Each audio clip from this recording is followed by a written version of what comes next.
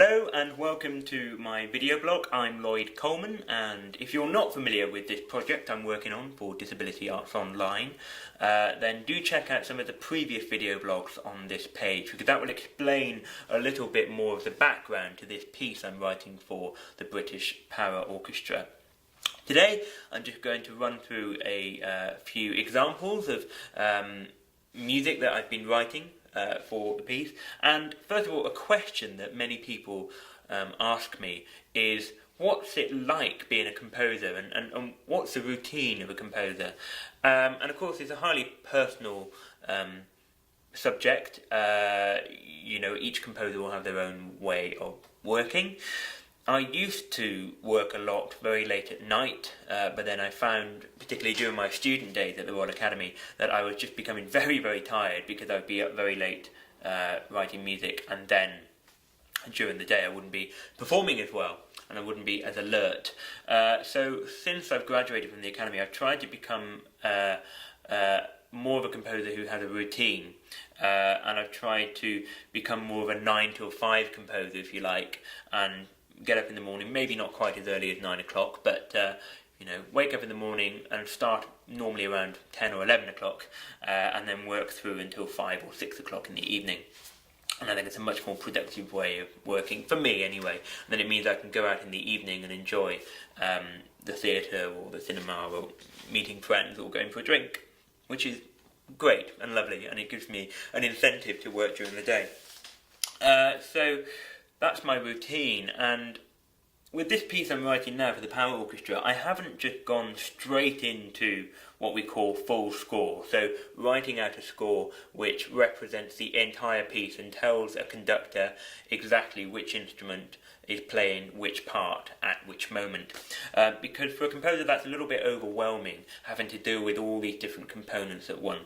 So instead I'm doing what many composers do, which is to reduce the piece down to just 2 lines of music, and so it's actually playable at a piano, and you get a representation of what the music will sound like without all the various colours of the orchestra, just the melody and the harmony and the rhythm.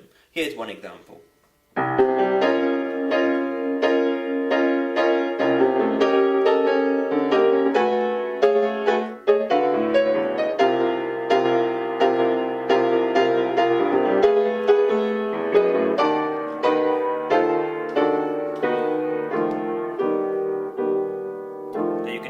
Very, very energetic, propulsive, insistent, quite rapid changes of pulse and harmony. Here's a very contrasting example.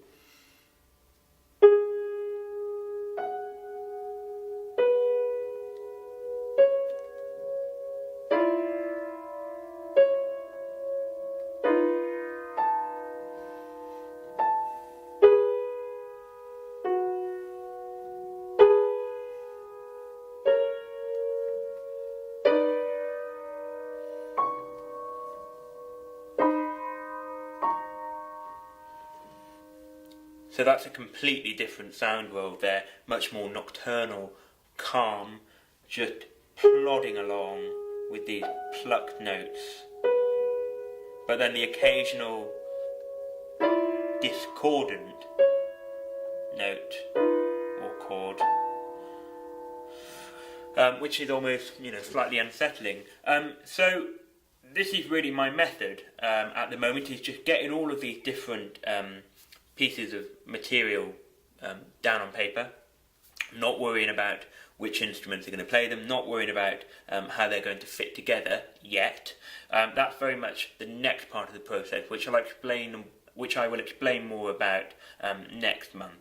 And that is when I take this basic material and put it onto the computer into music notation software, and then orchestrate the music, so decide which instruments are going to play what, and then begin to bring the piece together.